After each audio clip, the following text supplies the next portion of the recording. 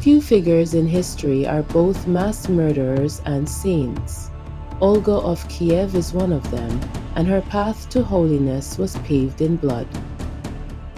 They killed her husband in the most brutal way imaginable. Her response?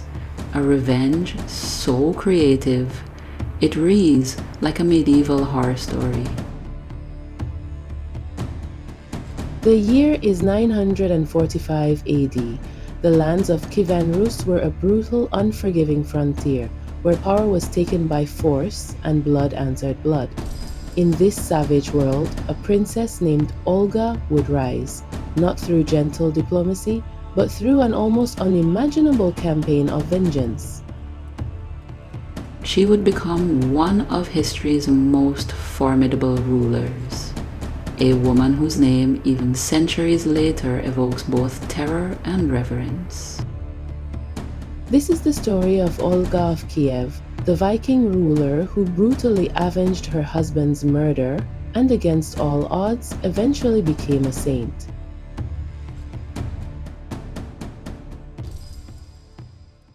Well, welcome back to The Curious Past. I'm Danny. And I'm Shan.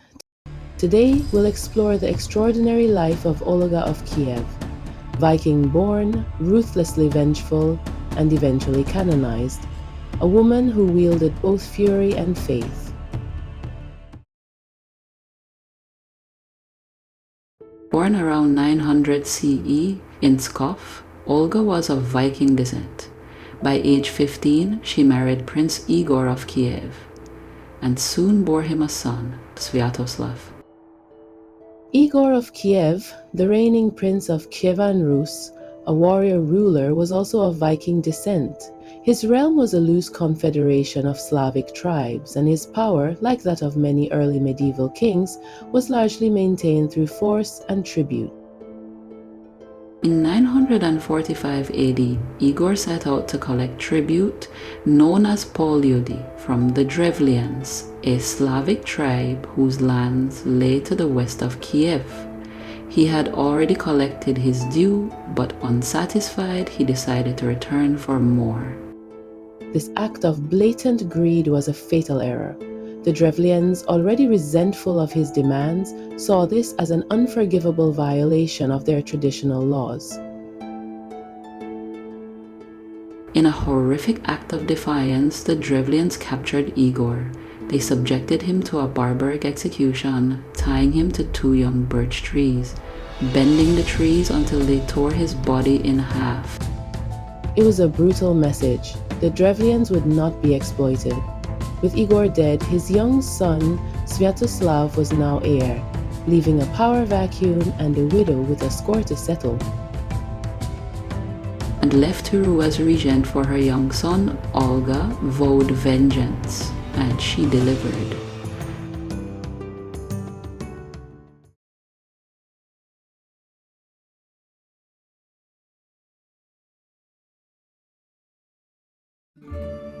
The Drevlians, believing they had asserted their dominance, quickly sent 20 of their best men to Kyiv, boldly proposing that Olga marry their prince Mal.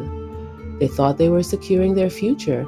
But they had no idea they were walking into a trap set by a woman scorned. Olga, feigning acceptance, treated the envoys with deceptive honor. She instructed her people to dig a deep ditch.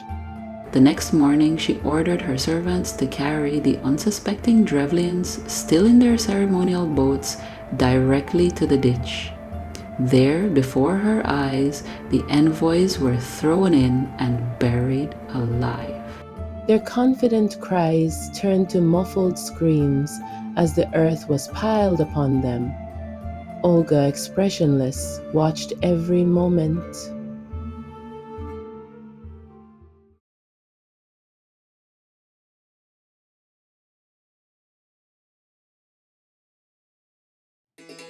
But one act of vengeance was not enough for Olga. She sent a second message to Prince Mal, lamenting the disrespect shown to her first envoys. She requested more of their best men to accompany her to Kyiv, implying a grander, more formal marriage proposal was now possible. The Drevlians, completely oblivious to her true intentions, eagerly sent their most distinguished leaders to the Rus capital. Upon their arrival, Olga offered them a traditional bath, a gesture of hospitality. But once the Drevlian leaders were inside the bathhouse, enjoying the steam and warmth, Olga's warriors bolted the doors. They then set the wooden building ablaze. The screams of the burning Drevlian nobles pierced the air as they were consumed by the flames. Olga had decimated their leadership, but she still wasn't finished.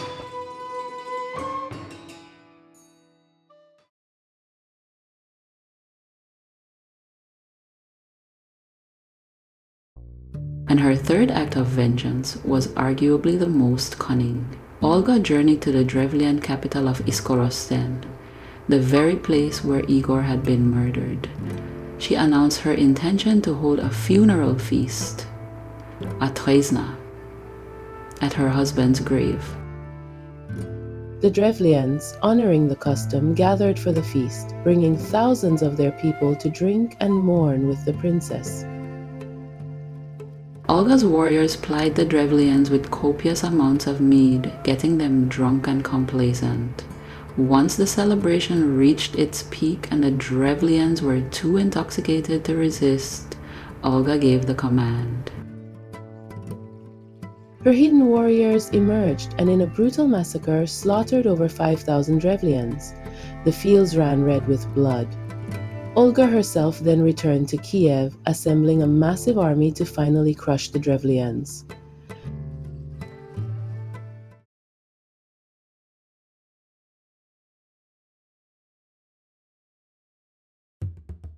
Olga's army laid siege to Iskorosten, the Drevlian capital, for an entire year.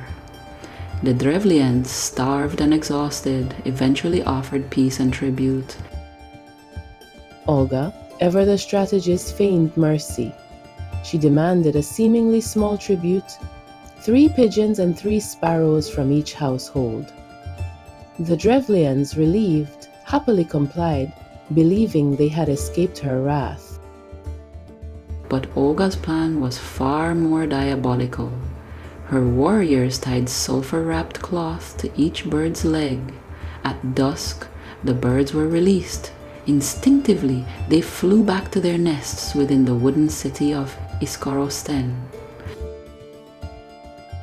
Within moments, the entire capital erupted in flames. As the panicked Drevlians fled the burning city, Olga's soldiers were waiting, slaughtering some and enslaving others. The Drevlians were utterly destroyed, their defiance punished with total annihilation.